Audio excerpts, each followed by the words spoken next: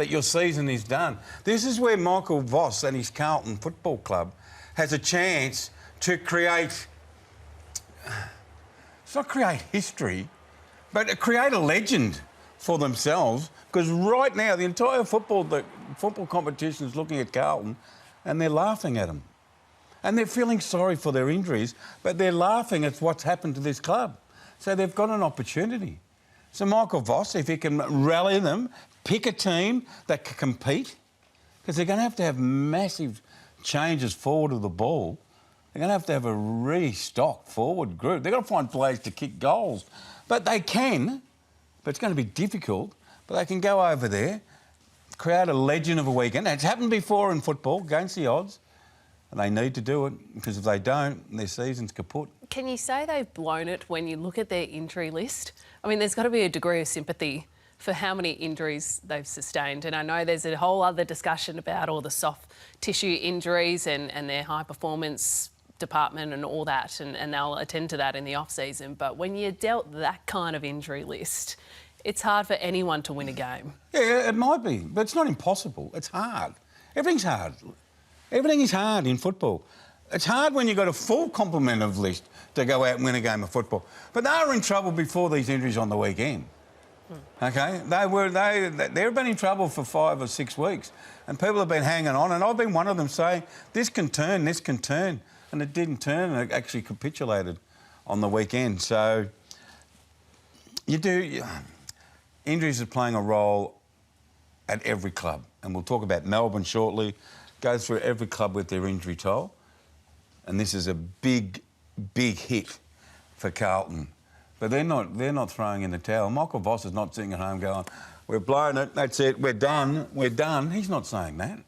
Jacob Weitering's not thinking that.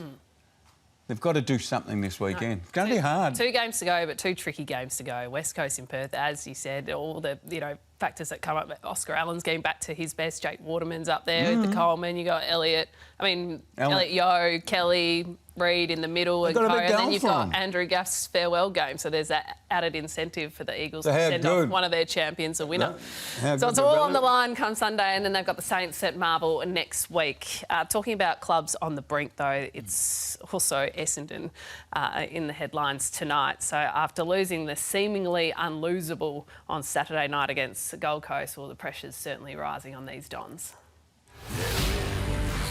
McAndrew sets himself! Oh, McAndrew drives a dagger into Essendon hearts! Sometimes you can look too desperate.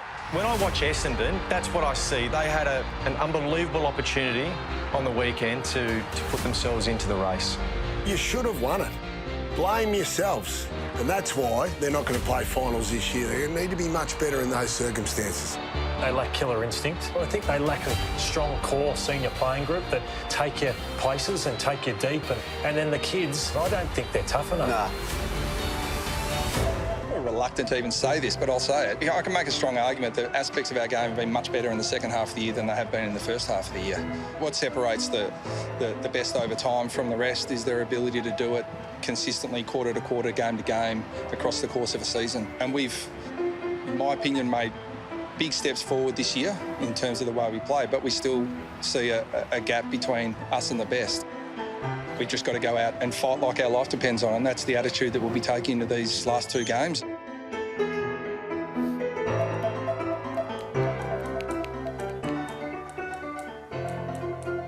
Fight like your life depends on it. The question is, will the players' actions marry up with the coach's words? So Essendon will have to beat the Swans and then Brisbane at the Gabba, plus have other results go their way to play finals. They should be fighting to the death every week.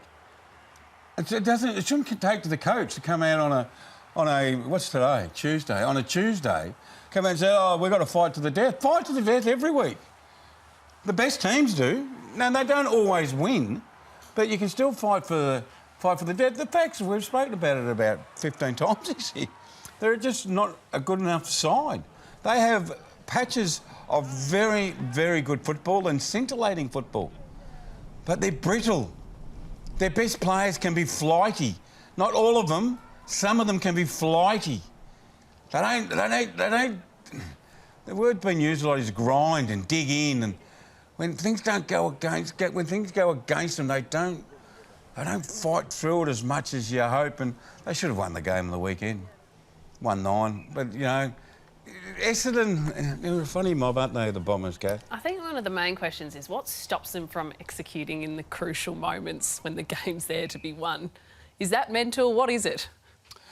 If people of the ilk of Brad Scott coaching the club can't quite understand or get a handle on what's going on and fix it, what do us from the outside?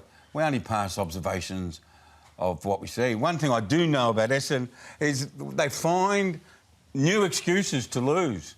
On the weekend, we didn't kick straight. OK, what was the week before? Oh, we didn't have the effort and endeavour. OK, what was the time before that? What was the time before that? They could just line up excuse after excuse, and they won't get more consistent until they stop knocking down those excuses and play. Just play. Not close to the death. You have to play to the death every week. Just play close to the death.